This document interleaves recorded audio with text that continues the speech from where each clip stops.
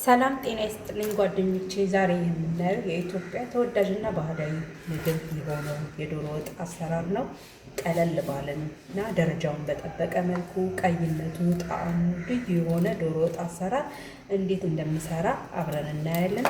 ለቻናሌ አዲስ የሆናችሁ ሰብስክራይብ ማድረጋችሁን እንዳትረሱ። ወደ ስራው እንሄዳለን። ወደ ስራው ስንሄድ እንግዲህ በመጀመሪያ ሽንኩርታችንን በዚህ መልኩ እንግዲህ ልጠን ቆንጆ አድርገን በደቃቁ አድርገን እንከትፋለን። ሽንኩርታችንን እንግዲህ እኔ እያላጥኩ ነው። እንደምታዩት እኔ እጄ ነው የምከትፈው። ማሽን ተበላሽታብኛለች። ቆንጆ አድርጌ ሽንኩርቴን በደንብ አድርጌ አጥቤ አጥቻለሁኝ። እዛ ደቀቅ አድርገን እንከትፈዋለን።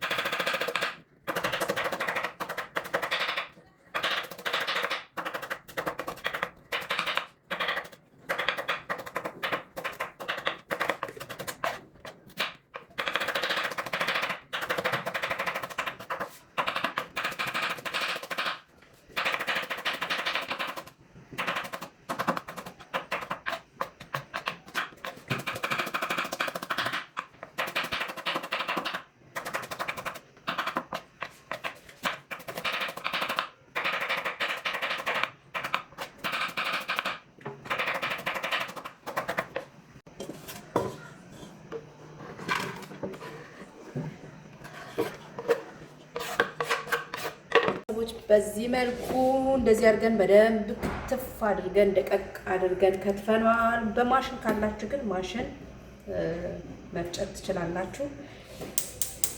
እንደዚህ አድርጌ ከዛ እሳቴን ለኩስና ሲበስል ሙሽሽ ይላል። ከዛ ብራውን እስኪሆን ድረስ ዘይትም ሳንጨምር ነገር ሳንጨምር በደንብ አድርገን እሽት እናደርገዋለን።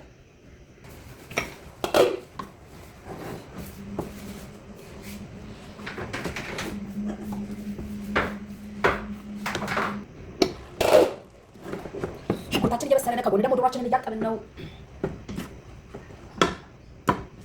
ውሃውን ምጥጥ እስኪያደርግ ድረስ እንግዲህ በደንብ እናበስለዋለን። አያችሁት? ቅድም ሁሉ የነበረው ሽንኩርት አሁን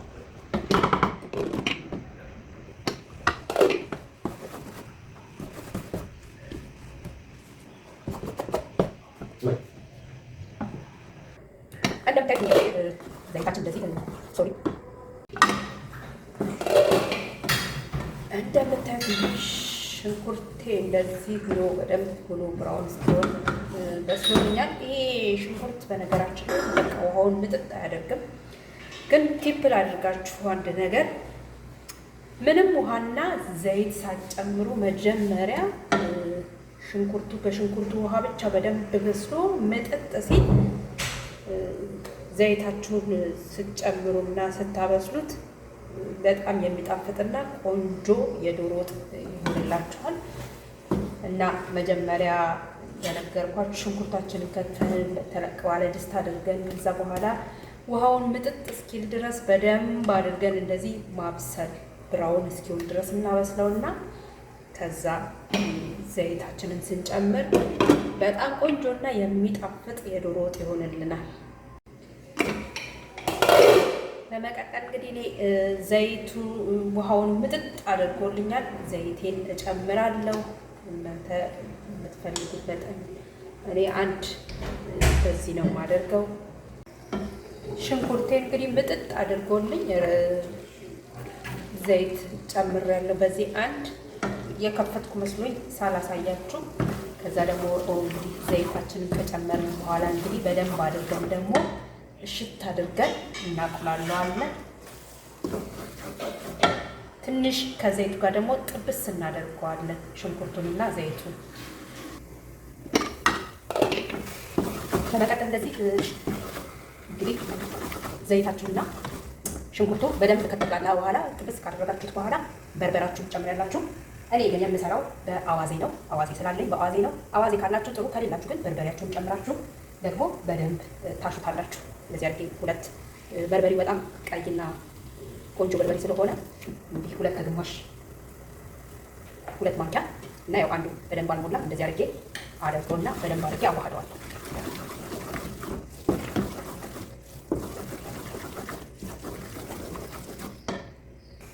እንግዲህ አቀላቀየው ትንሽ ያነሰው ስለመሰለኝ ጨምሬበታለሁኝ። ግን ይሄ በርበሬ ቤቴ ነው ያዘጋጀሁት። ይሄ የቆየ ነው። ቀላው ወዲያው ስትጨምሩት ቶሎ አይቀላም። እያያችሁ ግን የምትፈልጉትን ያክል መጠን መጨመር ትችላላችሁ።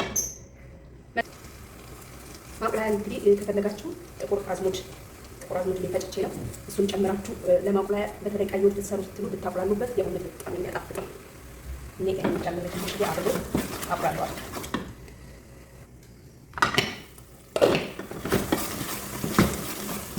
በርበሬያችን እንደዚህ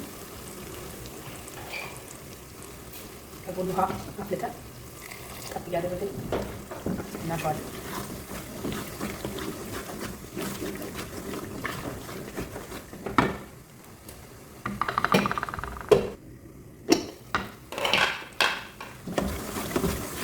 አያችሁ ከለሩ ቅድም ነጭ መስሎ ነበር። አሁን ከለሩ ቆንጆ እየመጣ ነው። ነጭ ሽንኩርትና ዝንጅብል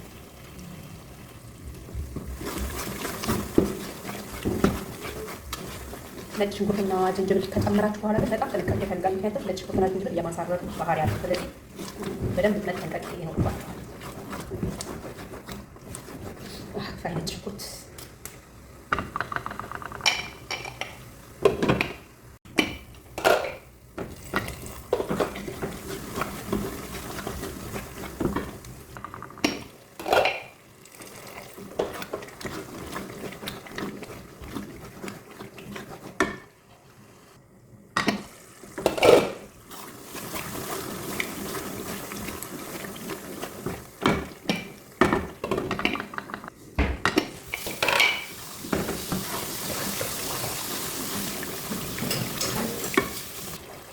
ከዛ ግማሽ የሚሆነውን ቅቤ ትንሽ ደቂቃ ብሬ እንዳቁላላው እጨምርበታለሁ። ግን መጨረሻ ላይ ነው የምጨምረው።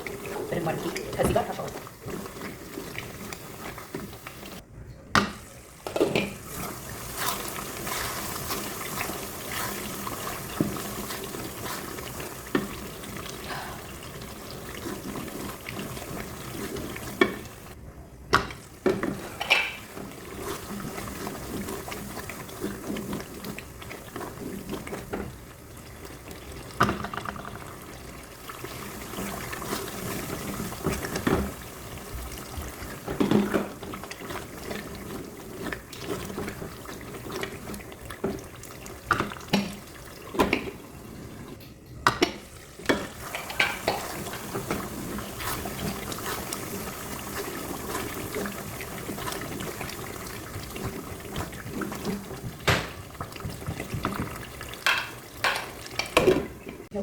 መቀጠል እንግዲህ ዶሮዬን ጠብሼ ነው የምከተው። እናንተ አለመክተት ትችላላችሁ። ጠብሳችሁ ግን በደንብ አድርጌ አጥቤዋለሁ። ከዛ በኋላ ጥብስ አደርግና መጀመሪያ ከዛ አታፋት እንደዚህ ሰንጠቅ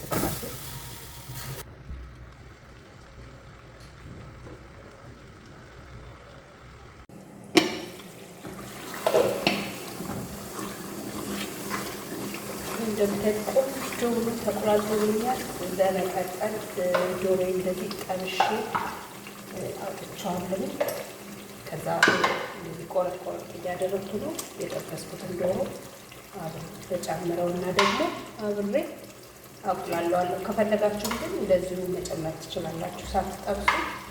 ስትጠብሱት ግን በቃ ቴክስቸሩን እንደጠበቀ ቆንጆ ብሎ ይደርሳል። እንግዲህ ጨምሬ ደግሞ በደንብ ለአምስት ደቂቃ ከስጋ ጋር በደንብ ይዋሃድ። ለአምስት ደቂቃ በደንብ እንግዲህ አሸዋለሁ። በደንብ ጣዕሙን ይወስዳል። ቆንጆ ነው። እስኪዋሃድ ድረስ 5-10 ደቂቃ እንደዚህ ትንሽ ከደን ያለብን አብራለሁ።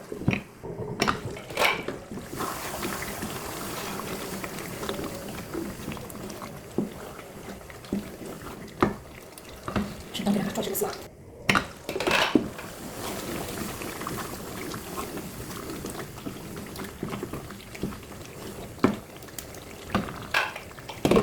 የምንፈልገውን ያህል ጨምረን አብረን ደግሞ ትንሽ ነው ጨምረው ብዙ አልጨምርበትም። ከዛ ይሄንን ደግሞ ለትንሽ ደቂቃ አበስለዋለሁ።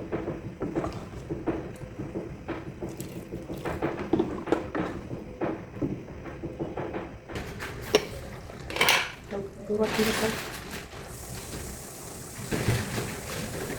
መጀመሪያ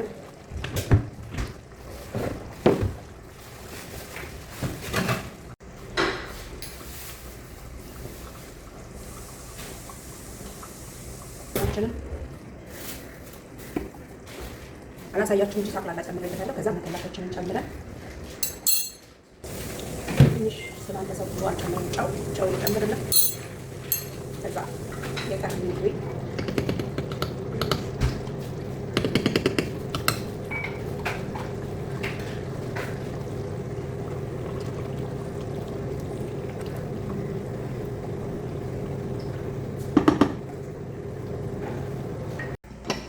እነሆ ልዩና አማላይ የሆነ ዶሮአችን ደርሷል።